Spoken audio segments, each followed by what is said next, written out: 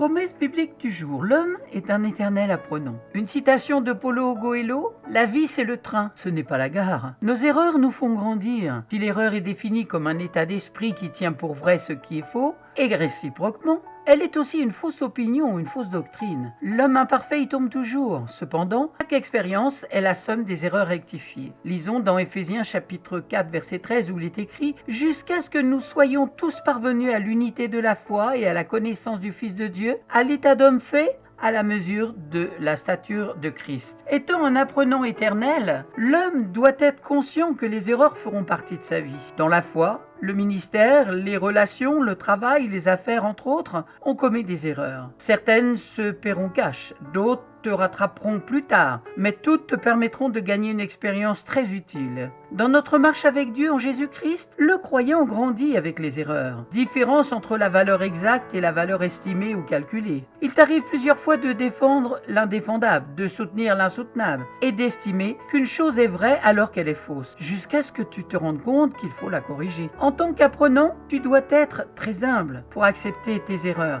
et très courageux pour les corriger. Les erreurs font grandir l'apprenant spirituel. Le croyant en tant que membre simple, pasteur, évangéliste, docteur, prophète et enseignant ou autre, grandit avec les erreurs.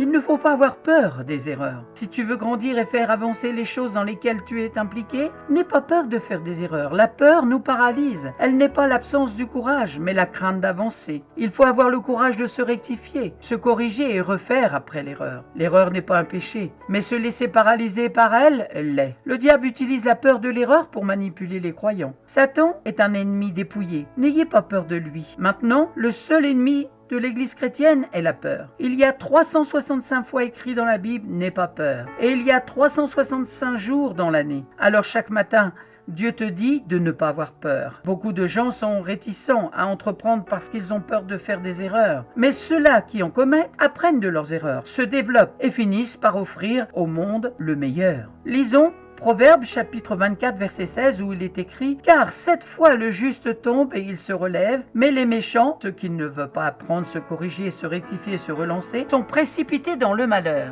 Il est rare de réussir au premier essai. Dans la plupart des cas, c'est après plusieurs erreurs qu'on y parvient. L'enfant qui apprend à marcher en est un exemple. Il tombe plusieurs fois et même est blessé plusieurs fois avant d'avoir de l'équilibre. Il en est de même dans notre marche avec le Seigneur. L'exercice des dons dans l'Église et les débuts du ministère. Relisons dans Éphésiens chapitre 4 verset 13 « Jusqu'à ce que nous soyons tous parvenus à la stature parfaite de Christ. » L'homme et le croyant particulier est un éternel apprenant. N'ayons pas peur de nos erreurs, car nous apprenons d'elles. Plus nous avons le désir d'y parvenir, plus nous devons affronter nos erreurs. Lamentation chapitre 3 verset 24, il est écrit « Je le déclare, l'Éternel est mon bien, c'est pourquoi je veux m'attendre à lui. » Amen. Merci d'avoir pris du temps pour écouter Promesse biblique du jour. J'espère que vous avez été encouragés, fortifiés et éclairés. Si vous ne possédez pas la Bible, n'hésitez pas à me contacter, je vous en offrirai une. Je vous souhaite bon courage et surtout, n'ayez pas peur. Confessez-le chaque matin. Je vous donne rendez-vous à très bientôt.